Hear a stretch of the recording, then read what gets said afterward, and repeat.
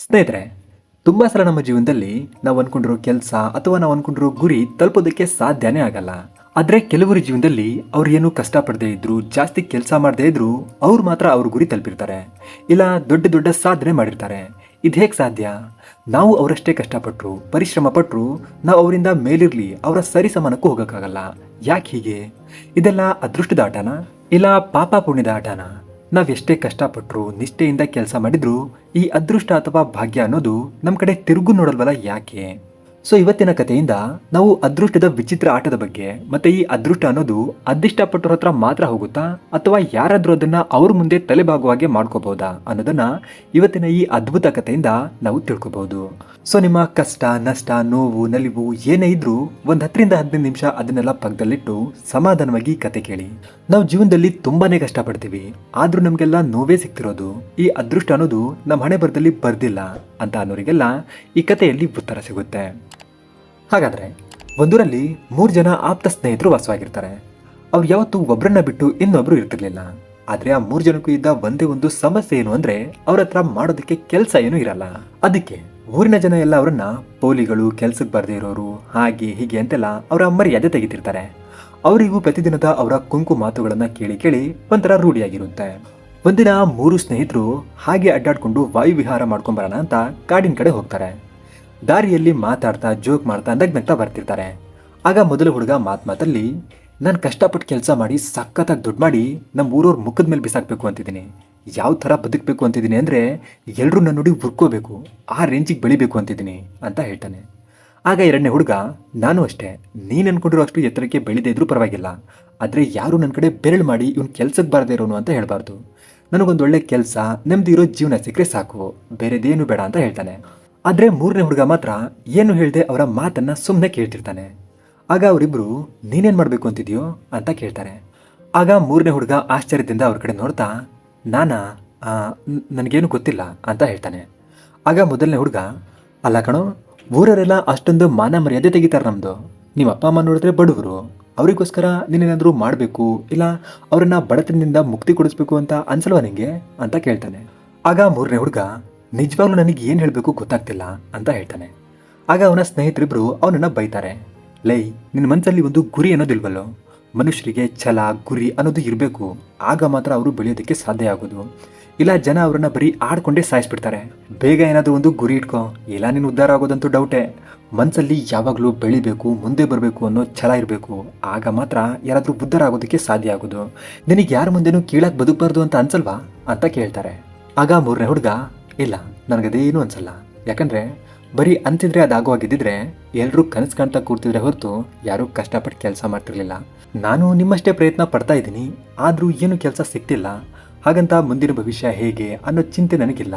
ಮತ್ತೆ ಜನ ಕೆಟ್ಟದಾಗ ಮಾತಾಡ್ತಾರೆ ಅಥವಾ ಅವ್ರ ಮುಂದೆ ದೊಡ್ಡ ವ್ಯಕ್ತಿಯಾಗಿ ಬೆಳೆದು ಅವ್ರ ಮುಂದೆ ಮೆರಿಬೇಕು ಅನ್ನೋ ಆಸಕ್ತಿನೂ ಇಲ್ಲ ನನಗೆ. ಇವತ್ತೇನಾದ್ರೂ ಕೆಲಸ ಸಿಕ್ಕರೆ ಅದು ಸಣ್ಣದು ದೊಡ್ಡದು ಅಂತ ನೋಡಲ್ಲ. ನಾವು ಎಷ್ಟಾದ್ರೂ ಸಿಗ್ಲಿ ಅದರಿಂದ ನಾವು ಅದನ್ನ ಮಾಡಿ ಮುಗಿಸ್ತೀವಿ. ಅವತ್ತಿನ ಕೆಲಸದಿಂದ ನಮಗೆ ಏನು ಸಿಗುತ್ತೋ ಅದರಲ್ಲಿ ಅವತ್ತಿಗೆ ಎಷ್ಟಾಗುತ್ತೋ ಅಷ್ಟನ್ನ ಬಳಸ್ಕೋತೀವಿ, ಉಳಿದಿದ್ದನ್ನ ನಾಳೆಗೋಸ್ಕರ ಎತ್ತಿರ್ತೀವಿ. ಹೀಗೆ ಮಾಡ್ತಾ ಮಾಡ್ತಾ ನಾನು, ನನ್ನ ತಂಗಿ, ಅಪ್ಪ ಅಮ್ಮ ಸೇರಿ 1 ವರ್ಷಕ್ಕಾಗುವಷ್ಟು ಹಣ, ದವಸ ಧಾನ್ಯವನ್ನು ಸಂಗ್ರಹಣೆ ಮಾಡಿಟ್ಟಿದ್ದೀವಿ. ನಾಳೆ ಏನಾಗುತ್ತೋ ಏನೋ ಯಾರಿಗೆ ಗೊತ್ತು, ಆದರೂ ನಮ್ಮ ಹತ್ರ 1 ವರ್ಷಕ್ಕಾಗುವಷ್ಟಿದೆ. ಮತ್ತು ಸಣ್ಣ ಪುಟ್ಟ ಕೆಲಸಗಳಿಂದ ಅದು ಪ್ರತಿದಿನ ಜಾಸ್ತಿ ಆಗ್ತಾನೆ ಇದೆ. ಅದಕ್ಕೆ ಯಾವುದೇ ಭಯ, ಚಿಂತೆ ಇಲ್ಲ ನಮಗೆ. ನಾವು ಇವತ್ತಿಗೋಸ್ಕರ, ಅದರಲ್ಲೂ ನಮಗೋಸ್ಕರ ಬದುಕ್ತಿದ್ದೀವಿ. ಜನ ನಮ್ಮನ್ನು ಬಡವರು, ಕೈಲಾಗದೇ ಇರೋರು ಅಂದರೂ ಪರವಾಗಿಲ್ಲ, ಅವ್ರ ಮಾತಿ ಕಿವಿ ಯಾರು ಕೊಡ್ತಾರೆ? ನಾವು ಚೆನ್ನಾಗಿದ್ದೀವಪ್ಪ, ಬೇರೆ ಏನೂ ಬೇಕಿಲ್ಲ ನಮಗೆ. ಇರೋದ್ರಲ್ಲೇ ನಮ್ಮನೆಯವ್ರು ಎಲ್ಲರೂ ಖುಷಿಯಾಗಿದ್ದಾರೆ, ಅವ್ರನ್ನ ನೋಡ್ತಾ ನಾನು ಖುಷಿಯಾಗಿದ್ದೀನಿ, ಇದಕ್ಕಿಂತ ಜಾಸ್ತಿ ಏನೂ ಬೇಡ ನನಗೆ ಅಂತ ಹೇಳ್ತಾನೆ. ಆಗ ಮೊದಲನೇ ಹುಡುಗ, ಹೆಂಗಾದ್ರೆ ಆಗಲ್ಲ ಬಿಡು, ನಾವೆಲ್ಲ ಗುರಿ ಇಟ್ಕೊಂಡು ಒಂದಲ್ಲ ಒಂದು ದೊಡ್ಡ ಸ್ಥಾನಕ್ಕೆ ತಲುಪ್ತೀವಿ, ಆದ್ರೆ ನೀನು ಇಲ್ಲೇ ಕೂಲಿ ಮಾಡ್ಕೊಂಡಿರ್ಬೇಕಾಗುತ್ತೆ ಅಂತ ಅವ್ರ 3 ಜನನು ಅದೇ ವಿಷಯದ ಬಗ್ಗೆ ಮಾತಾಡ್ತಾ ಕಾಡಲ್ಲಿ ಬರ್ತಿರುವಾಗ ಅಲ್ಲೇ ಸ್ವಲ್ಪ ದೂರದಲ್ಲಿ ಒಬ್ಬ ಅಜ್ಜ ಸುಸ್ತಾಗಿ ಸೊಪ್ಪೆ ಮೊರೆ ಹಾಕೊಂಡು ಕೂತಿರೋದನ್ನ ಇವರು ನೋಡ್ತಾರೆ. ಆಗ ಹುಡುಗರು, ಇವ್ರು ಯಾಕೆ ಹೀಗೆ ಇಲ್ಲಿ ಕೂತಿದ್ದಾರೆ, ಏನಾಯ್ತು ಕೇಳೋಣ ನಡೀರಿ ಅಂತ ಅವ್ರ ಹತ್ರ ಹೋಗಿ, ಏನಾಯ್ತು ಅಜ್ಜ, ಏನಾದರೂ ಸಮಸ್ಯೆನಾ, ಯಾಕೆ ಹೀಗೆ ಇಲ್ಲಿ ಕೂತಿದ್ದೀರಾ ಅಂತ ವಿಚಾರಿಸ್ತಾರೆ. ಆಗ ಅಜ್ಜ, ಏನು ಇಲ್ರಪ್ಪ, ನಾನೆಲ್ಲಿಗೋ ಮುಖ್ಯವಾದ ಜಾಗಕ್ಕೆ ಹೊರಟಿದ್ದೆ, ಆದರೆ ಇವಾಗ ಇನ್ನು ಮುಂದೆ ಹೋಗೋ ಶಕ್ತಿ ನನ್ನಲ್ಲಿ ಉಳಿದಿಲ್ಲ ಅನಿಸುತ್ತೆ, ಅದಕ್ಕೆ ಸುಸ್ತಾಗಿ ಇಲ್ಲಿ ಕೂತ್ಕೊಂಡಿದ್ದೀನಿ, ಏನು ಮಾಡಬೇಕು ಅಂತಲೇ ಗೊತ್ತಾಗ್ತಿಲ್ಲ ಅಂತ ಹೇಳ್ತಾರೆ. ಆಗ ಹುಡುಗರು, ಅಜ್ಜ ನೀವು ಎಲ್ಲಿ ಹೋಗ್ತಿದ್ದೀರಾ ಅಂತ ಹೇಳಿ, ನಾವು ನಿಮ್ಮನ್ನು ಅಲ್ಲಿ ಬಿಟ್ಟು ಬರ್ತೀವಿ, ನಮಗೂ ಮಾಡೋಕ್ಕೆ ಬೇರೆ ಕೆಲಸ ಇಲ್ಲ, ಅದಾದರೂ ಮಾಡ್ತೀವಿ ಅಂತ ಹೇಳ್ತಾರೆ. ಆಗ ಅಜ್ಜ, ಇಲ್ಲ ಕಣ್ರಪ್ಪ, ನನಗಿಲ್ಲಿಂದ ಎದ್ದೊಳೋ ಶಕ್ತಿನೇ ಇಲ್ಲ, ಮತ್ತದು ತುಂಬ ದೂರ ಇದೆ, ನೀವು ನನ್ನನ್ನು ಅಲ್ಲಿಗೆ ತಲುಪಿಸೋದಕ್ಕೆ ಆಗಲ್ಲ ಬಿಡಿ ಅಂತ ಹೇಳ್ತಾರೆ. ಆಗ ಹುಡುಗರು, ಇಲ್ಲ ಅಜ್ಜ, ಅದೆಲ್ಲಾದರೂ ಇರಲಿ ಅದೇನಾದರೂ ಆಗಲಿ ನೀವು ಹೇಳಿ ಅಷ್ಟೇ, ನಾವು ನಿಮ್ಮನ್ನು ತಲುಪಿಸ್ತೀವಿ, ನೀವೇನು ಚಿಂತೆ ಮಾಡಬೇಡಿ ಅಂತ ಹೇಳ್ತಾರೆ. ಆಗ ಅಜ್ಜ, ಸರಿ ಕಣ್ರಪ್ಪ, ನೀವು ಇಷ್ಟೊಂದು ಒತ್ತಾಯ ಮಾಡ್ತಿದ್ದೀರಾ ಅಂದರೆ ಒಂದು ಕೆಲಸ ಮಾಡೋಣ, ನಾನು ನಿಮಗೆ ಅಲ್ಲಿ ಹೋಗೋ ದಾರಿ ಹೇಳ್ತೀನಿ, ನೀವು ಅಲ್ಲಿಗೆ ಹೋಗಿ ಆ ಕೆಲಸನ ಮುಗಿಸ್ಕೊಂಬಂದ್ರೆ ಅದರಿಂದ ಏನೇ ಸಿಕ್ಕರೂ ಪೂರ್ತಿ ನೀವೇ ಇಟ್ಕೊಳ್ಳಿ, ಆದರೆ ನಾನು ಸಾಯೋ ತನಕ ನನ್ನ ಬಗ್ಗೆ ಸ್ವಲ್ಪ ನಿಗಾ ವಹಿಸಿ ಅಷ್ಟೇ ಅಂತ ಹೇಳ್ತಾರೆ. ಹುಡುಗರು ಸರಿ ಅಂತ ಒಪ್ಕೋತಾರೆ. ಆಗ ಅಜ್ಜ, ನಮ್ಮ ಮಹಾನ್ ಸನ್ಯಾಸಿ ಗುರುಗಳು ನನಗೊಂದು ನಿಧಿಯ ಬಗ್ಗೆ ಸಂದೇಶ ಕೊಟ್ಟಿದ್ದಾರೆ. ಅವ್ರು ಹೇಳಿದ ಜಾಗದಲ್ಲಿ ಒಂದು ದೊಡ್ಡ ಚಿನ್ನದ ಬೆಟ್ಟ ಮತ್ತೆ ಅದ್ರ ಮೇಲೊಂದು ವಜ್ರದ ಕಳಸ ಇದೆಯಂತೆ. ಅದು ಯಾರಿಗೆ ಸಿಗುತ್ತೋ ಅವರು ಈ ರಾಜ್ಯವನ್ನೇ ಆಳ್ಬಹುದು, ದೊಡ್ಡ ಮಹಾರಾಜರಾಗಿ ಬದುಕಬಹುದಂತೆ. ಅವ್ರ ಮಾತು ಇದುವರೆಗೂ ಯಾವತ್ತೂ ಸುಳ್ಳಾಗಿಲ್ಲ. ಅದಕ್ಕೆ ನಾನು ಅದನ್ನು ಹುಡ್ಕೋದಕ್ಕೆ ಹೊರಟಿದ್ದೆ. ಆದರೆ ನನ್ನ ಕೈಲಿ ಈಗ ಆಗಲ್ಲ ಅನ್ಸುತ್ತೆ, ಆದರೆ ನೀವು ಹುಡ್ಕೊಂಬರ್ಬೋದು, ಹೋಗ್ತೀರಾ ಅಂತ ಕೇಳ್ತಾರೆ. ಆಗ ಹುಡುಗರು ಸ್ವಲ್ಪ ಯೋಚನೆ ಮಾಡ್ತಾರೆ. ಈ ವಯಸ್ಸಲ್ಲಿ ಈ ಅಜ್ಜ ಸುಳ್ಳು ಯಾಕೆ ಹೇಳ್ತಾರೆ? ಅವ್ರ ಮಾತಿಂದ ಇವ್ರು ಸುಳ್ಳು ಹೇಳ್ತಿದ್ದೀರಾ ಅಂತಾನೂ ಅನಿಸ್ತಿಲ್ಲ. ನಮಗೂ ಮಾಡೋಕ್ಕೆ ಬೇರೆ ಕೆಲಸ ಇಲ್ಲ, ಇವ್ರು ಹೇಳ್ತಿರೋದಿಲ್ಲಾದ್ರೂ ನಿಜ ಆಗಿಬಿಟ್ರೆ ಜೀವನ ಪೂರ್ತಿ ಬದಲಾಗ್ಬಿಡುತ್ತೆ, ಊರಲ್ಲೆಲ್ಲ ನಾವೇ ರಾಜರು ಆಹಾ ಅಂತ ಅನ್ಕೊಳ್ತಿರ್ತಾರೆ. ಮೊದಲು ಹುಡುಗಂಗಂತೂ ಲಡ್ಡು ಬಂದು ಬಾಯಿಗೆ ಬಿತ್ತ ಅನ್ನೋ ಫೀಲಿಂಗ್ ಆಗ್ತಿರುತ್ತೆ. ಆಗ ಅವರು, ಸರಿ ಅಜ್ಜ, ನೀವು ದಾರಿ ಹೇಳಿ, ನಾವು ಹೋಗಿ ಬರ್ತೀವಿ ಅಂತ ಹೇಳ್ತಾರೆ. ಆಗ ಅಜ್ಜ, ಸರಿ, ಆದರೆ ನೀವು ಅದನ್ನು ಹುಡ್ಕೊಂಡು ಹೋಗಿ ಬರ್ತೀವಿ ಅಂದರೆ ಒಂದು ಷರತ್ತಿದೆ.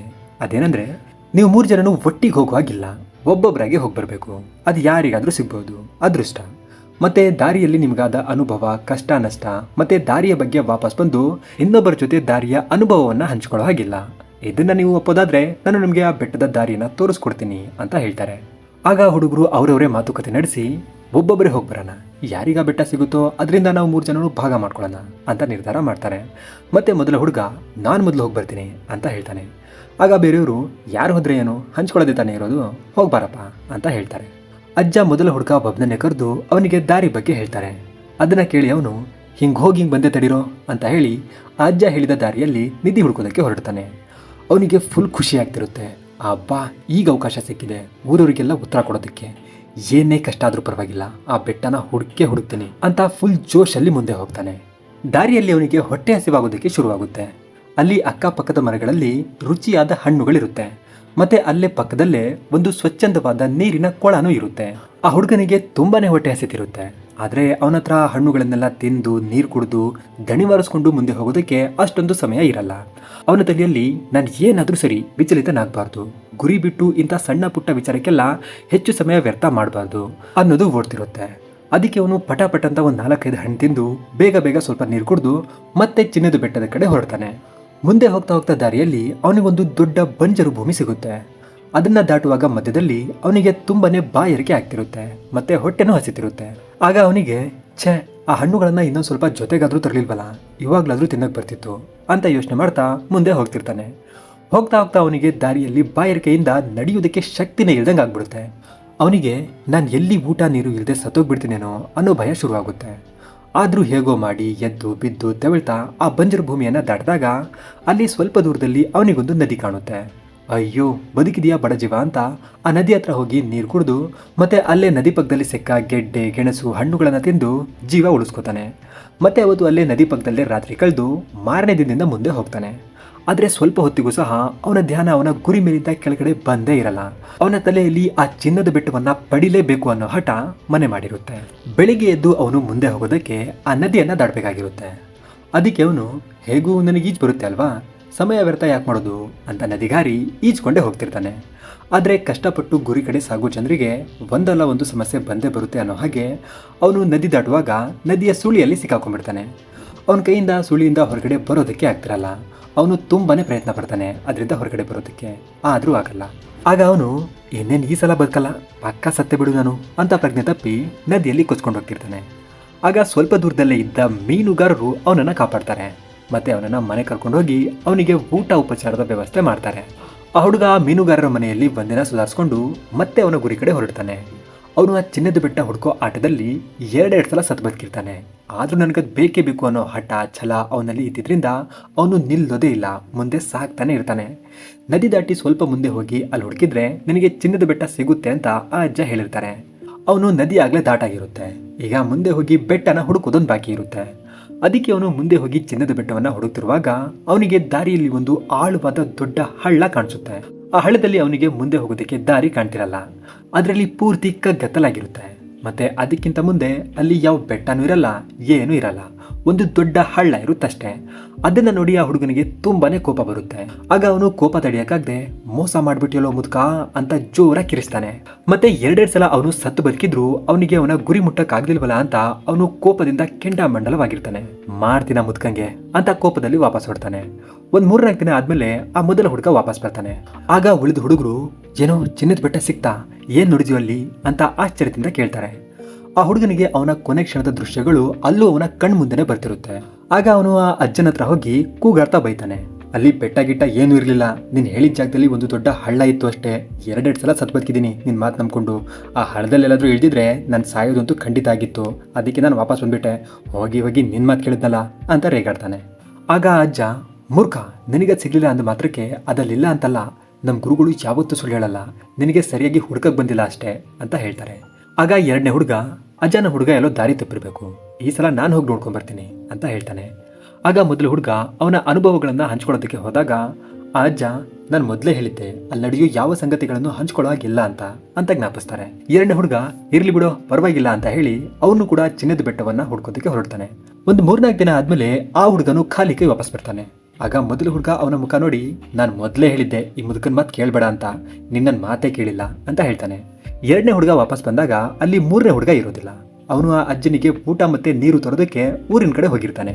ಆಗ ಅಜ್ಜ ಎರಡನೇ ಹುಡುಗನಿಗೆ, ನಿನಗಾದ್ರೂ ಆ ಬೆಟ್ಟ ಸಿಕ್ತಾ, ಏನ್ ನೋಡಿದೆ ಅಲ್ಲಿ, ಏನ್ ನಡೀತು ದಾರಿಯಲ್ಲಿ ಹೇಳು ಅಂತ ಕೇಳ್ತಾರೆ. ಆಗ ಎರಡನೇ ಹುಡುಗ ಸಮಾಧಾನದಿಂದ ಉತ್ತರ ಕೊಡ್ತಾನೆ, ಇಲ್ಲ ಅಜ್ಜ, ನನಗೂ ಆ ಬೆಟ್ಟ ಸಿಗ್ಲಿಲ್ಲ, ಆದ್ರೆ ಆ ಬೆಟ್ಟ ಹುಡ್ಕೋ ಪಯಣದಲ್ಲಿ ನನಗೆ ನನ್ನ ಜೀವ ಮತ್ತೆ ಜೀವನದ ಮಹತ್ವ ಮಾತ್ರ ಬಹಳ ಚೆನ್ನಾಗಿ ಅರ್ಥ ಆಯಿತು. ದಾರಿಯಲ್ಲಿ ನನಗೊಂದು ಬಂಜರು ಭೂಮಿ ಸಿಕ್ತು, ನಾನಲ್ಲಿ ನೀರಿಲ್ಲದೆ ಸತ್ತೋಗ್ತೀನೇನೋ ಅನ್ಕೊಂಡೆ. ಆದರೆ ಸ್ವಲ್ಪ ದೂರದಲ್ಲೇ ಒಂದು ನದಿ ಕಾಣಿಸ್ತು, ಅದರಲ್ಲಿದ್ದ ಅಮೃತ ಕುಡಿದು ನಾನಾಗ ಜೀವ ಉಳಿಸ್ಕೊಂಡೆ.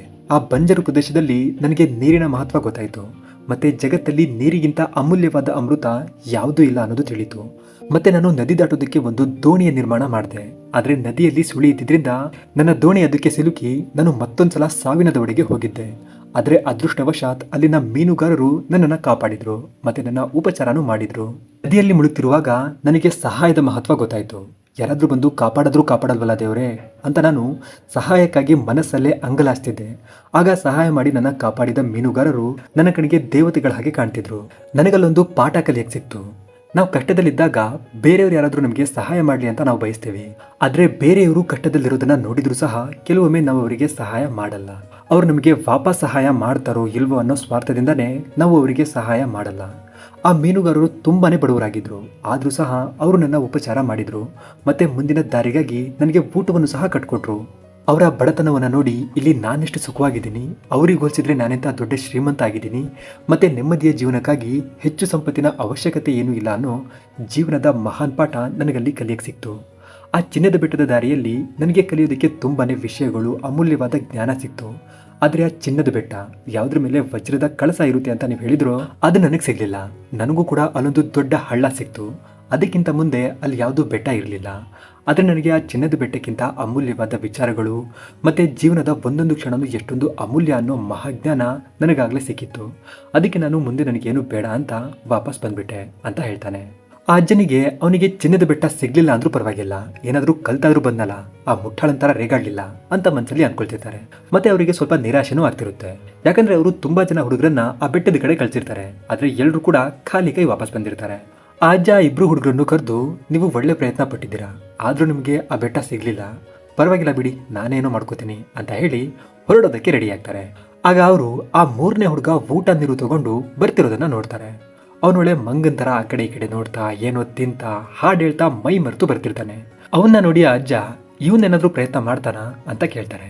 ಆಗ ಮೊದಲನೇ ಹುಡುಗ, ನೀವು ಅವನಿಂದ ಅದನ್ನೆಲ್ಲ ನಿರೀಕ್ಷೆ ಮಾಡಬೇಡಿ, ಅವನ ತಲೆ ಒಂಥರ ಆಕಾಶ ಇದ್ದಂಗೆ, ಆಕಾಶ ಹೇಗೆ ಖಾಲಿ ಇರುತ್ತೋ ಹಾಗೆ ನಮ್ಮ ಹುಡುಗನ ತಲೆನೂ ಖಾಲಿ ಇರುತ್ತೆ. ಅವನೊಂಥರ ಮುಗ್ಧ, ಅವನಿಗೇನು ಗೊತ್ತಾಗಲ್ಲ, ಅವನಲ್ಲಿ ಆಸೆ ಆಕಾಂಕ್ಷೆ ಛಲ ಹಠ ಇವೇನೂ ಇಲ್ಲ. ಅಂಥದ್ರಲ್ಲಿ ಅವನು ಹೇಗೆ ಆ ಸಿಗದೆ ಇರೋ ಬೆಟ್ಟ ಹುಡ್ಕೋದಕ್ಕೆ ಸಾಧ್ಯ ಅಂತ ಹೇಳ್ತಾನೆ. 3ನೇ ಹುಡುಗ ಅವ್ರ ಹತ್ರ ಬಂದು 2ನೇ ಹುಡುಗನಿಗೆ, ಸಿಗ್ತೇನೋ ನಿನಗೆ ಚಿನ್ನದ ಬೆಟ್ಟ ಅಂತ ಕೇಳ್ತಾನೆ. ಆಗ ಮೊದಲ ಹುಡುಗ, ಬೆಟ್ಟನೂ ಇಲ್ಲ ಏನೂ ಇಲ್ಲ ಅಂತ ಹೇಳ್ತಾನೆ. 2ನೇ ಹುಡುಗನು ಇಲ್ಲ ಅಂತ ತಲೆ ಆಡಿಸ್ತಾನೆ. ಆಗ ಅಜ್ಜ 3ನೇ ಹುಡುಗನಿಗೆ, ನೀನೇನಾದ್ರೂ ಪ್ರಯತ್ನ ಮಾಡ್ತೀಯಾ ಅಂತ ಕೇಳ್ತಾರೆ. ಆಗ ಮೊದಲ ಹುಡುಗರು, ಬೇಡ ಬೇಡ, ಆ ದಾರಿ ಮೊದಲೇ ಸಾವು ಬದುಕಿಂದ ಕೂಡಿದೆ, ಅಂಥದ್ರಲ್ಲಿ ಇವನ ಕೈಯಲ್ಲಿ ಅಲ್ಲೂ ತನಕ ಹೋಗೋದಕ್ಕಾಗುತ್ತೋ ಇಲ್ವೋ, ಬೇಡ ಬಿಡಿ ಅಂತ ಹೇಳ್ತಾರೆ. ಆಗ ಮೂರನೇ ಹುಡುಗ ಅವ್ರ ಕಡೆ ಸರಿಯಾಗಿ ನೋಡಿ, ಸಾವು ಬದುಕಿನ ದಾರಿನ? ಹಾಗಾದರೆ ನಾನು ನೋಡಬೇಕು. ಆ ಬೆಟ್ಟ ನನಗೆ ಸಿಗಲಿ ಬಿಡಲಿ, ನಾನು ಪ್ರಯತ್ನ ಪಡದೆ ಆಗಲ್ಲ ಅಂತ ಯಾವತ್ತೂ ಹೇಳಲ್ಲ. ನಾನು ನೋಡ್ಕೊಂಬರ್ತೀನಿ. ಈ ಅಜ್ಜ ಹೇಳ್ತಿರೋದು ನಿಜನಾ ಸುಳ್ಳ ಅನ್ನೋದು ನಾನೇ ಅನುಭವ ಮಾಡಬೇಕು. ಅದಕ್ಕೆ ನಾನು ಹೋಗಿ ಬರ್ತೀನಿ ಅಂತ ಹೇಳ್ತಾನೆ. ಆಗ ಹುಡುಗರು, ಲೇ ಬೇಡ ಕಣು, ನಿನ್ನ ಕೈಲಿ ಆಗಲ್ಲ, ಸುಮ್ಮನೆ ಇರೋ ಅಂತ ಹೇಳ್ತಾರೆ. ಆದರೆ ಅವನಲ್ಲಿ ಆ ದಾರಿ ಹೇಗಿರಬಹುದು, ದಾರಿಯಲ್ಲಿ ಅಂಥದ್ದು ಏನು ನೋಡಿದ್ರು ಇವರು ಅನ್ನೋ ಕುತೂಹಲ ಮೂಡುತ್ತೆ. ಆಗ ಹುಡುಗ, ನಾನು ಜನ ಹೇಳೋ ಕುಂಕುಮಾತಿನ ಬಗ್ಗೆನೇ ತಲೆ ಕೆಡಿಸ್ಕೊಳ್ಳಿಲ್ಲ, ಅಂಥದ್ರಲ್ಲಿ ನಿಮ್ಮ ಮಾತು ಕೇಳ್ತೀನಿ ಅಂದರು. ನನ್ನ ಕೆಲಸ ಆಗಲಿ ಬಿಡಲಿ ಅನುಭವ ಅಂತೂ ಮಾಡೇ ಮಾಡ್ತೀನಿ ಅಂತ ಹೇಳಿ ಅವನು ಕೂಡ ಚಿನ್ನದ ಬೆಟ್ಟದ ಕಡೆ ಹೊರಡ್ತಾನೆ. ಆ ಹುಡುಗ ಬೆಟ್ಟದ ಕಡೆ ಹೋಗುವಾಗ ಅವನ ತಲೆಯಲ್ಲಿ ಚಿನ್ನದ ಬೆಟ್ಟ ಇರೋದೇ ಇಲ್ಲ. ಜಸ್ಟ್ ಆ ದಾರಿಯಲ್ಲಿ ಏನು ಸಿಗುತ್ತೆ ನೋಡ್ಕೊಂಬರೋಣ ಅಂತ ಅವನು ಆ ಕಡೆ ಹೊರಟಿರ್ತಾನೆ. ಆದರೆ ಆ ಮೂರನೇ ಹುಡುಗ ಮಾತ್ರ ಹೋಗಿ 10 ರಿಂದ 11 ದಿನ ಆದರೂ ವಾಪಸ್ ಬರೋದೇ ಇಲ್ಲ. ಈ ಹುಡುಗರು ಒಂದು 4-5 ದಿನದಲ್ಲಿ ವಾಪಸ್ ಬಂದ್ಬಿಟ್ಟಿರ್ತಾರೆ. ಆದರೆ ಅವನು 10-11 ದಿನ ಆದರೂ ವಾಪಸ್ ಬಂದೇ ಇರಲ್ಲ. ಆಗ ಈ ಹುಡುಗರಿಗೆ ಭಯ ಶುರು ಆಗ್ಬಿಡುತ್ತೆ, ಎಲ್ಲಿ ಅವನಿಗೆ ಏನಾದರೂ ಆಗ್ಬಿಟ್ಟಿದೆಯೋ ಅಂತ.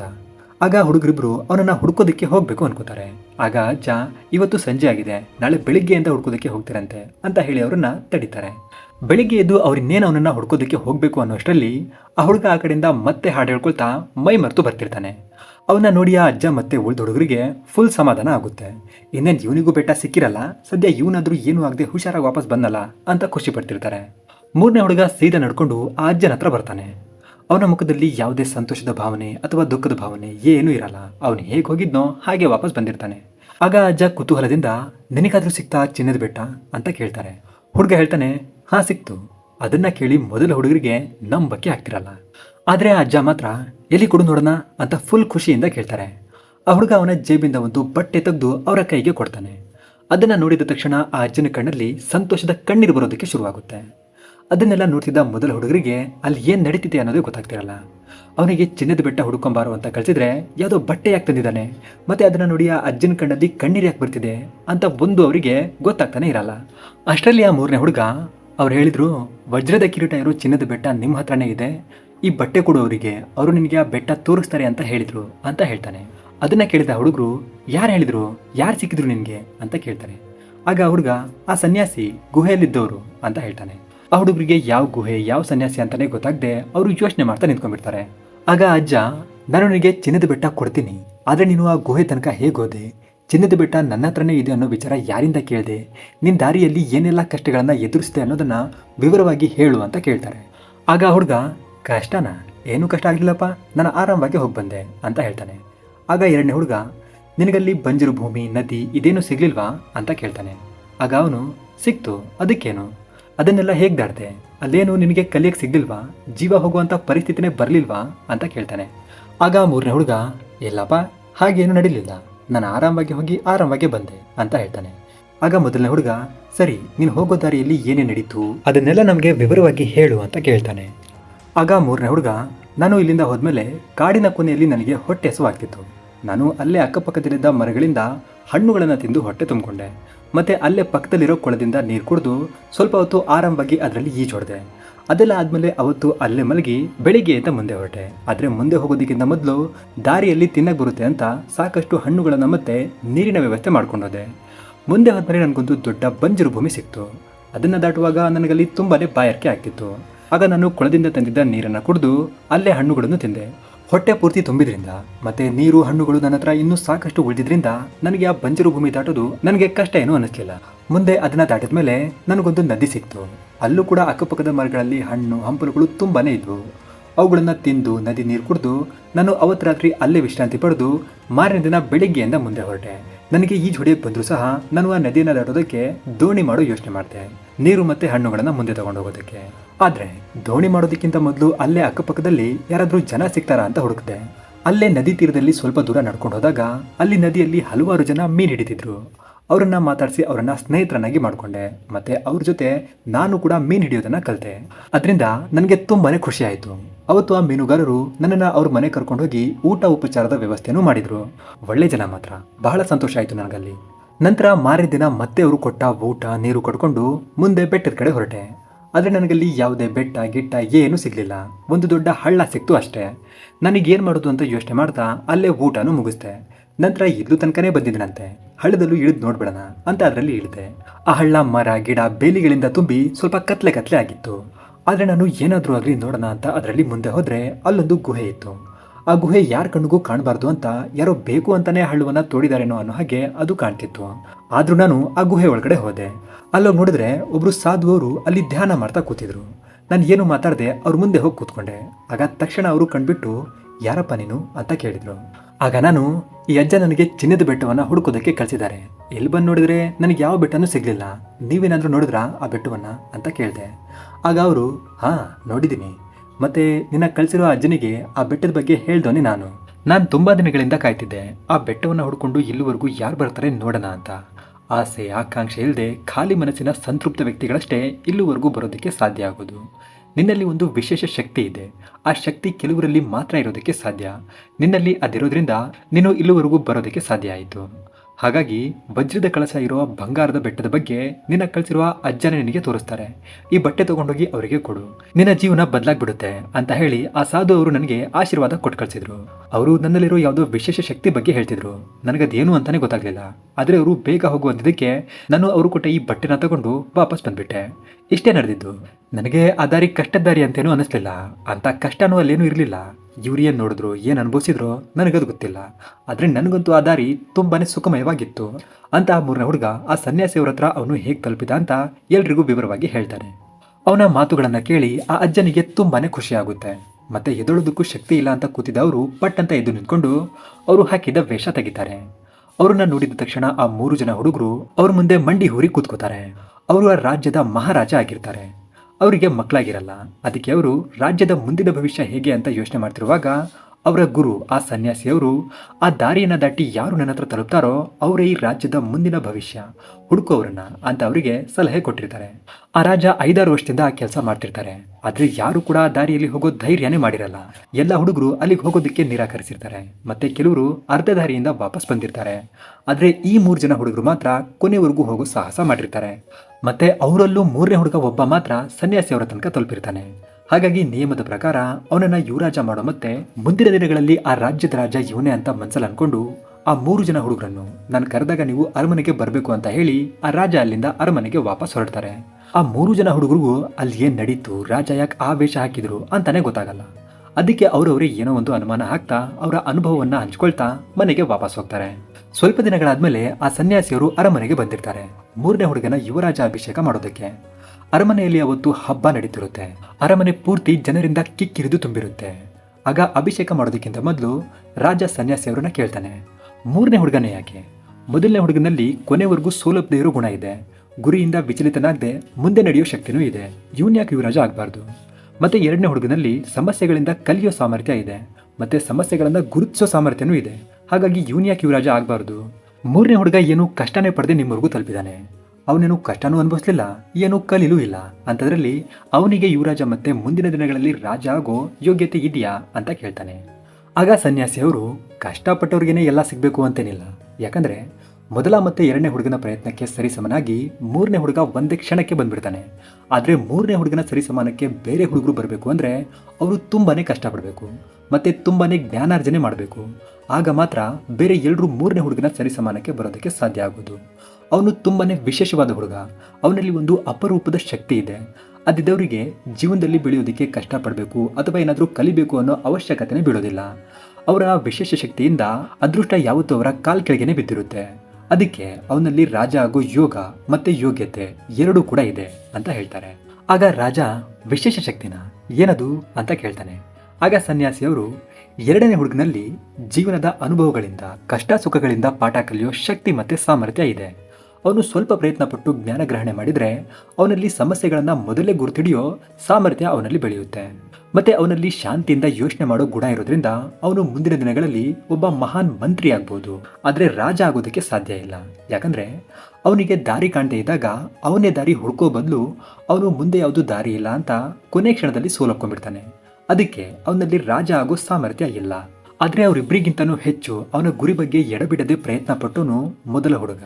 ಆದ್ರೆ ಇವನಿಗೂ ಕೂಡ ರಾಜ ಆಗೋ ಯೋಗ್ಯತೆ ಇಲ್ಲ. ಯಾಕಂದ್ರೆ ಅವನೊಬ್ಬ ಮಹತ್ವಾಕಾಂಕ್ಷಿ. ಅವನ ಗುರಿ ಮತ್ತೆ ಅವನು ಅನ್ಕೊಂಡಿರೋದನ್ನ ಸಾಧನೆ ಮಾಡೋದಕ್ಕೆ ಅವನು ಏನ್ ಮಾಡೋದಕ್ಕೂ ಹಿಂಜರಿಯೋದಿಲ್ಲ. ಅವನಲ್ಲಿ ಯಾವುದೇ ಪರಿಸ್ಥಿತಿಯಲ್ಲೂ ಸೋಲೊಬ್ಬದೇ ಇರುವಂತಹ ಮಹಾನ್ ಶಕ್ತಿ ಇದೆ. ಮತ್ತೆ ಅವನ ಜೊತೆಗಾರರನ್ನ ಅವನ ಜೊತೆ ಮುಂದೆ ಕರ್ಕೊಂಡು ಹೋಗೋ ಸಾಮರ್ಥ್ಯ ಕೂಡ ಅವನಲ್ಲಿ ಇದೆ. ಅದಕ್ಕೆ ಅವನಿಗೆ ಸರಿಯಾದ ಯುದ್ಧಾಭ್ಯಾಸ ಹಾಗೂ ಶಸ್ತ್ರಾಸ್ತ್ರದ ಶಿಕ್ಷಣ ಕೊಟ್ರೆ ಅವನೊಬ್ಬ ಒಳ್ಳೆ ಸೈನ್ಯಾಧಿಪತಿ ಆಗ್ಬಹುದು. ಆದರೆ ರಾಜ ಆಗೋದಕ್ಕೆ ಸಾಧ್ಯ ಇಲ್ಲ. ಯಾಕಂದ್ರೆ ಮಹತ್ವಾಕಾಂಕ್ಷಿ ಜನರು ಅವರ ಗುರಿಯಿಂದ ಏನಾದರೂ ಒಂದನ್ನ ಬಯಸ್ತಿರ್ತಾರೆ, ಅದರ ಫಲವನ್ನ ಬಯಸ್ತಿರ್ತಾರೆ. ಅವ್ರು ಅನ್ಕೊಂಡಿರೋದೆಲ್ಲಾದ್ರೂ ಅವರಿಗೆ ಸಿಗ್ಲಿಲ್ಲ ಅಂದ್ರೆ ಅವರು ಕೋಪದಲ್ಲಿ ಹುಚ್ಚರಾಗ್ಬಿಡ್ತಾರೆ. ಅದೇ ಅವರಿಗೆ ಬೇಕಾಗಿರೋದು ಸಿಕ್ತು ಅಂದ್ರೆ ಅವರಲ್ಲಿ ಅವರಿಗೆ ಗೊತ್ತಿಲ್ಲದೇನೆ ಅಹಂಕಾರ ಮನೆ ಮಾಡಿಬಿಡುತ್ತೆ. ಹಾಗಾಗಿ ಗುರಿಗೋಸ್ಕರ ನಿರಂತರವಾಗಿ ಪ್ರಯತ್ನ ಪಡೋದ್ರಲ್ಲಿ ತಪ್ಪಿಲ್ಲ, ಆದರೆ ಮಹತ್ವಾಕಾಂಕ್ಷಿ ಆಗಿರೋದು ತಪ್ಪು. ಗುರಿಯಿಂದ ಏನಾದರೂ ಒಂದು ಬಯಸೋದು ತಪ್ಪು. ಗುರಿ ನಮ್ಮ ಆತ್ಮಸಂತೃಪ್ತಿಗಾಗಿ ಅಥವಾ ಬೇರೆಯವರ ಒಳಿತಿಗಾಗಿ ಸಾಧಿಸಬೇಕೇ ಹೊರತು ಸ್ವಾರ್ಥಕ್ಕಲ್ಲ. ಈ ಹುಡುಗನಲ್ಲಿ ಮಹತ್ವಾಕಾಂಕ್ಷೆ ಸ್ವಲ್ಪ ಹೆಚ್ಚೇ ಇದೆ, ಅದಕ್ಕಾಗಿ ಅವನು ರಾಜ ಆಗೋದು ಒಳ್ಳೇದಲ್ಲ. ಆದ್ರೆ ಮೂರನೇ ಹುಡುಗ ಮಾತ್ರ ಚಿನ್ನದ ಬೆಟ್ಟ ಅಂದ್ರೆ ವಿಶಾಲ ಮತ್ತೆ ವೈಭವವಾದ ಅರಮನೆ ಹಾಗೂ ವಜ್ರದ ಕಳಸ ಅಂದ್ರೆ ಅರಮನೆ ಮೇಲೆ ಹಾರಾಡ್ತಿರೋ ಸ್ವತಂತ್ರ ಬಾವುಟದ ಅಧಿಪತಿ, ಮತ್ತೆ ಈ ರಾಜ್ಯದ ರಾಜ ಆಗೋ ಯೋಗ್ಯತೆ ಇರೋದು. ನೀವು ಅನ್ಕೊಂಡಿರೋ ಈ ಮೂರ್ಖ ರಾಜ ಆಗೋದಕ್ಕೆ ಹೇಗೆ ಸಾಧ್ಯ ಅಂದ್ರೆ ನೀನು ಯೋಚನೆ ಮಾಡ್ತಿರ್ಬೋದು ಅವನ ಅದೃಷ್ಟ ಅಂತ. ಹೌದು, ಅದು ಅದೃಷ್ಟನೇ. ಇಲ್ಲ, ಅವನು ಏನು ಸಮಸ್ಯೆ ಎದುರಿಸ್ತೆ ನನ್ನವರೆಗೂ ತಲುಪೋದಕ್ಕೆ ಸಾಧ್ಯನೇ ಆಗ್ತಿರ್ಲಿಲ್ಲ. ಆದ್ರೆ ಒಂದೇನಂದ್ರೆ ಅದೃಷ್ಟ ಅದ್ಯಾರನ್ನ ಇಷ್ಟಪಡುತ್ತೋ ಅವ್ರ ಹತ್ರ ಮಾತ್ರ ಹೋಗೋದು. ಆದ್ರೆ ಇವನ್ ಜೊತೆ ಮಾತ್ರ ಅದು ಸದಾ ಇದ್ದೇ ಇರುತ್ತೆ. ಯಾಕಂದ್ರೆ ಅವನಲ್ಲಿರೋ ಒಂದು ವಿಶೇಷ ಶಕ್ತಿಯಿಂದ. ಅದೇನಂದ್ರೆ ಅವನಿಗೆ ಸಮಸ್ಯೆಗಳೇ ಕಾಣದೇ ಇರೋದು. ಎಲ್ರೂ ಸಮಸ್ಯೆಗಳು ಬಂದ್ಮೇಲೆ ಉತ್ತರ ಹುಡುಕ್ತಾರೆ, ಆದ್ರೆ ಇವನು ಸಮಸ್ಯೆಗಳೇ ಬರ್ದೇ ಇರೋ ಹಾಗೆ ನೋಡ್ಕೋತಾನೆ. ಹಾಗೂ ಅವನ ಜೀವನದಲ್ಲಿ ಏನಾದರೂ ಸಮಸ್ಯೆ ಬಂದರೂ ಸಹ ಅದು ಸಮಸ್ಯೆ ಅಂತ ಬೇರೆಯವ್ರಿಗೆ ಅನ್ಸುತ್ತೆ, ಆದ್ರೆ ಇವನ್ ಮಾತ್ರ ಅವುಗಳನ್ನ ಸಮಸ್ಯೆಗಳು ಅಂತ ಅನ್ಕೊಳ್ಳೋದೇ ಇಲ್ಲ. ಅವನು ಬರೀ ಅವನ ನಿಷ್ಕಾಮ ಕರ್ಮ ಮಾಡ್ತಾನಷ್ಟೇ. ಅವನ ಮನಸ್ಸಲ್ಲಿ ಸೋಲೋ ಭಯ ಇಲ್ಲ, ಗೆಲ್ಲೋ ಆಸಕ್ತಿ ಇಲ್ಲ. ಅವನಲ್ಲಿ ನಾನು ಚೆನ್ನಾಗಿ ಬಾಳ್ಬೇಕು, ಅದಕ್ಕೆ ಹಣ ಸಂಗ್ರಹಣೆ ಮಾಡಬೇಕು ಅನ್ನೋ ಆಸೆ ಇಲ್ಲ. ಮತ್ತೆ ಕೆಲಸ ಮಾಡದೇ ಇರುವಂತಹ ಸೋಮಾರಿನೂ ಅವನಲ್ಲ. ಅವನಲ್ಲಿ ಬಯಕೆಗಳ ಬದಲು ಕುತೂಹಲ ಇರೋದ್ರಿಂದನೇ ಅವನು ಆ ಹಳದಲ್ಲಿ ಇಳಿದು ನನ್ನವರೆಗೂ ತಲುಪೋದಕ್ಕೆ ಸಾಧ್ಯ ಆಗಿದ್ದು. ಸೋಲೋ ಭಯ, ಗೆಲ್ಲೋ ಆಸಕ್ತಿ ಅಥವಾ ಬಯಕೆಗಳಿರೋ ಜನರ ಮುಂದೆನೆ ಹಲವಾರು ಪರೀಕ್ಷೆಗಳು ಕಷ್ಟದ ರೂಪದಲ್ಲಿ ಬರೋದು. ಆದರೆ ಇವನು ಅವನ ಜೀವನವನ್ನ ಅವನು ಹೇಗಿದ್ದಾನೋ ಹಾಗೆ ಅನುಭವಿಸಿದ್ದಾನೆ. ಬೇರೆಯವರ ಮಾತುಕತೆ ಅವನಿಗೆ ನಾಟೋದೇ ಇಲ್ಲ. ಅವನು ಅವನ ಪ್ರಪಂಚದಲ್ಲೇ ಮಗ್ನನಾಗಿರ್ತಾನೆ. ಬೇರೆಯವರಿಗೆ ಅವನು ತನ್ನನ್ನು ತಾನು ಹೋಲಿಕೆ ಮಾಡ್ಕೊಳ್ದೇ ಇರೋದ್ರಿಂದನೇ ಅವನಿಗೆ ಸಮಸ್ಯೆ ಅಂದ್ರೇನು ಅಂತಾನೆ ಗೊತ್ತಿಲ್ಲ. ಸಮಸ್ಯೆನೇ ಇಲ್ಲ ಅಂದ್ರೆ ಯಾವ ಕೆಲಸನಾದ್ರೂ ಸರಿಯಾಗಿ ಸರಳವಾಗಿ ಮುಗ್ದೋಗುತ್ತೆ. ಮತ್ತೆ ಇವನು ರಾಜ್ಯಭಾರ ಚೆನ್ನಾಗಿ ಮಾಡ್ತಾನೆ. ಹೇಗೆ ಅಂದ್ರೆ ಇವನಲ್ಲಿ ಆಸೆ ಇಲ್ಲದೆ ಇರೋದ್ರಿಂದ ಇವನು ಬೇರೆ ರಾಜ್ಯದ ಮೇಲೆ ಆಕ್ರಮಣ ಮಾಡಲ್ಲ. ಶ್ರಮ ಪಟ್ಟು ದುಡಿಯೋ ಗುಣ ಇರೋದ್ರಿಂದ ರಾಜ್ಯದ ಜನತೆಯನ್ನು ಅವನ ಹಾಗೆ ನಡೆಸ್ತಾನೆ. ಅದಕ್ಕೆ ಹೇಳೋದು ಯಥಾ ರಾಜ ತಥಾ ಪ್ರಜಾ ಅಂತ. ಹಾಗೆ ಇವತ್ತಿಗೆ ಎಷ್ಟು ಬೇಕೋ ಅಷ್ಟನ್ನ ಮಾತ್ರ ಬಳಸ್ಕೊಂಡು ಉಳಿದಿದ್ದನ್ನ ಎತ್ತಿಡೋ ಅಭ್ಯಾಸ ಇವನಲ್ಲಿ ಇರೋದ್ರಿಂದ ಈ ರಾಜ್ಯಕ್ಕೆ ಸಂಪತ್ತಿನ ಕೊರತೆ ಆಗಲ್ಲ.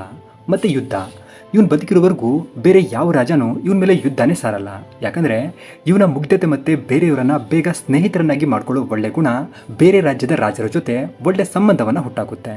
ಹಾಗಾಗಿ ಈ ಆಸೆ, ಅಹಂಕಾರ, ಮಹತ್ವಾಕಾಂಕ್ಷೆ, ಬೇರೆಯವರ ಮಾತಿಗೆ ತಲೆ ಕೆಡಿಸ್ಕೊಳ್ದೆ ಇವತ್ತಿನ ಈ ಕ್ಷಣದಲ್ಲಿ ಬದುಕೋರು, ಸೋಮಾರಿತನ ಇಲ್ಲದೆ ಆಗಿನ ಕೆಲಸ ಆಗ್ಲೇ ನಿಷ್ಠೆಯಿಂದ ಮಾಡ್ತಾ ಭವಿಷ್ಯದ ಬಗ್ಗೆ, ನಾಳೆ ಬಗ್ಗೆ ಚಿಂತೆ ಮಾಡದೆ ಬದುಕೋ ಇಂಥವರ ಹತ್ರನೇ ಅದೃಷ್ಟ ಕಾಲ್ ಮುರ್ಕೊಂಡ್ ಬಿದ್ದಿರುತ್ತೆ.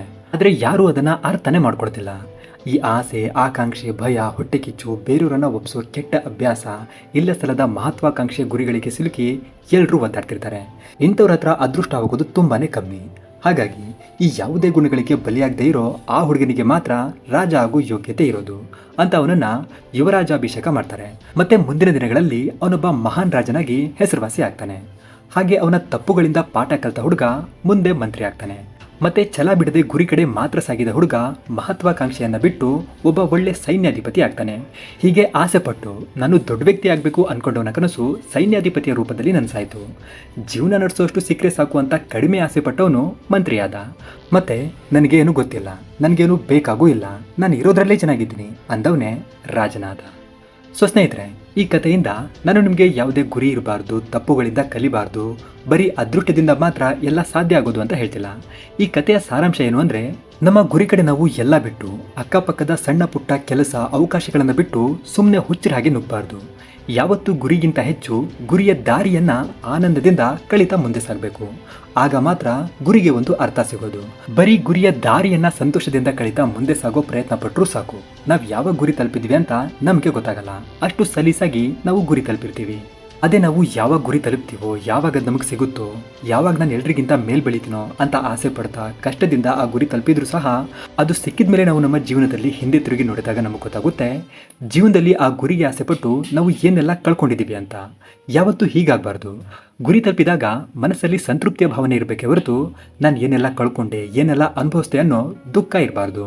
ಹಾಗಾಗಿ ಸ್ನೇಹಿತರೆ, ಯಾವತ್ತೂ ಬೇರೆಯವರ ಕುಂಕುಮಾತಿಗೆ ತಲೆ ಕೆಡಿಸ್ಕೊಂಡು ನಾನು ಅದು ಮಾಡಿಬಿಡ್ತೀನಿ, ಇದು ಮಾಡಿಬಿಡ್ತೀನಿ ಅಂತ ತಪ್ಪು ಗುರಿ, ತಪ್ಪು ದಾರಿ ಕಡೆ ಹೋಗಬೇಡಿ. ಯಾಕಂದರೆ ಆ ಗುರಿ ಸಾಧಿಸಿದ್ರು ಕೂಡ ನಮಗೆ ಕೊನೆಯಲ್ಲಿ ಸಿಗೋದು ನೋವೇ. ಅದಕ್ಕೆ ಸ್ವಲ್ಪ ಲೇಟ್ ಆದರೂ ಪರವಾಗಿಲ್ಲ. ನೀವು ಇಷ್ಟಪಡೋ ಕೆಲಸ ಸಣ್ಣದಾಗ್ಲಿ ದೊಡ್ಡದಾಗ್ಲಿ ಕಷ್ಟಪಟ್ಟಲ್ಲ, ಇಷ್ಟಪಟ್ಟು ನಿಷ್ಠೆಯಿಂದ ಮಾಡಿ. ಆ ಮೂರನೇ ಹುಡುಗನ ಹಾಗೆ ನಿಮಗೆ ಗುರಿ ಇಲ್ಲದೆ ಇದ್ರೂ ಪರವಾಗಿಲ್ಲ. ಕೆಲಸದಲ್ಲಿ ಶ್ರದ್ಧೆ ನಿಷ್ಠೆ ಇದ್ರೆ ಗುರಿಯ ಜೊತೆ ಅದೃಷ್ಟ ಎರಡೂ ಕೂಡ ನಿಮ್ಮನ್ನೇ ಹುಡ್ಕೊಂಡ್ಬರುತ್ತೆ. ಅದಕ್ಕೆ ದೊಡ್ಡವರೊಂದು ಮಾತು ಹೇಳಿದ್ದಾರೆ, early success is a scam, great things takes time ಅಂತ. ಕತೆ ಇಷ್ಟ ಆಗಿದ್ರೆ ಮರಿದೇ ಒಂದು ಲೈಕ್ ಮಾಡಿ. ಹಾಗೆ ಈ ಕತೆ ಬಗ್ಗೆ ನಿಮಗೆ ಅನಿಸಿದ್ದೇನಾದರೂ ಒಂದನ್ನು ತಪ್ಪದೇ ಕಮೆಂಟ್ ಮಾಡಿ. ಹಾಗೆ ಇದೇ ಥರದ ಇಂಟ್ರೆಸ್ಟಿಂಗ್ ಆ್ಯಂಡ್ ವ್ಯಾಲ್ಯೂಯಬಲ್ ಕಥೆಗಳು ನಿಮಗೆ ಇನ್ನೂ ಬೇಕು ಅನಿಸಿದರೆ ನಮ್ಮ ಚಾನಲ್ನ ಸಬ್ಸ್ಕ್ರೈಬ್ ಮಾಡಿಕೊಂಡು ಬೆಲ್ ಐಕನ್ನ ಪ್ರೆಸ್ ಮಾಡ್ಕೊಳ್ಳಿ. ಹೊಸ ಕತೆ ಅಪ್ಲೋಡ್ ಆದ ತಕ್ಷಣ ನಿಮಗೆ ನೋಟಿಫಿಕೇಶನ್ ಸಿಗ್ತಿರುತ್ತೆ. Thank you for watching.